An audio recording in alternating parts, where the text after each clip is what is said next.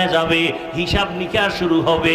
সবার আগে তিনজন ব্যক্তি জাহান্নামে চলে যাবে, আল্লাহ তাদের জাহান্নামে দিয়ে দিবেন। কয়জন? তিনজন ব্যক্তি। দুনিয়ার সব বিবেকবানরা বলে এই তিনজন জান্নাতে যাবে বিনা হিসাবে, অথচ রসুল বলেন কিয়ামতের দিন এই তিনটা লোক জাহান্নামে যাবে। সবার আগে এক নাম্বার ব্যক্তি গলা কাটা শহীদ, ইসলামের জন্য যুদ্ধ করে শহীদ হয়ে গেছে।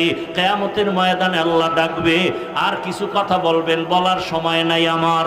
আল্লাহর রাসূল বলেন আল্লাহ এক পর্যায়ে বলবে জাহান্নামের ফেরেশতারা এ শহীদরে ধর, শিকল লাগাইয়া জাহান্নামে নাও, কারণ যুদ্ধ করেছে, রক্ত ঝরাইছে, মানুষের সম্মান পাওয়ার জন্য, আমার জন্য করে নাই।